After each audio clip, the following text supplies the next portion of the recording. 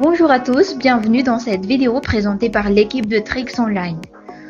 Aujourd'hui, je vais vous partager des conseils essentiels pour la prospection de clients dans un environnement professionnel en constante évolution.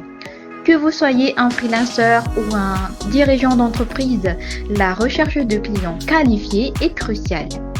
Comme vous le savez, il y a malheureusement des arnaqueurs partout de nos jours, en particulier avec l'avancée technologique et la distance entre les parties. Pour éviter de tomber dans ces pièges, voici quelques étapes à suivre.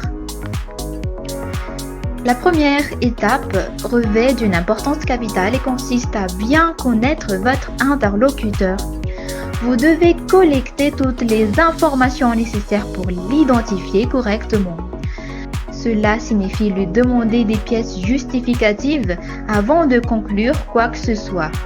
Vous devriez au moins connaître son nom, sa photo d'identité, son adresse de domicile et l'entreprise pour laquelle il travaille. Je vous conseille vivement de ne pas utiliser les services d'un apporteur d'affaires. En effet, ce dernier est principalement chargé de vous mettre en relation avec des clients potentiels sans s'engager généralement à garantir le succès de votre collaboration. Et cela pourrait vous coûter cher en fin de compte. Maintenant, passons à la deuxième étape. Il est crucial de confirmer l'existence de l'entreprise que votre client a indiquée. Vous pouvez effectuer des recherches sur Google et essayer de trouver le site web et consulter les réseaux sociaux pour trouver son compte entreprise. Pour vérifier la conformité de l'entreprise, il existe un site intitulé société.com. Ce site fournit des informations détaillées sur les entreprises. Il est donc important de relever sa date de création car l'ancienneté permet quelque peu de reconnaître la fiabilité d'une société, son siège social, son numéro SIREN et SIRET. L'entreprise doit également pouvoir vous fournir son CABIS et des données chiffrées comme les données statistiques fiscales des 3 dernières années, la RCS bien évidemment et les rapports d'activité annuels pour évaluer sa solvabilité. L'établissement d'un contrat précisant les accords de chaque partie est aussi primordial et constitue la troisième étape. Il peut en effet servir de preuve en cas de non-respect de l'une des clauses, en particulier en ce qui concerne les modalités de paiement.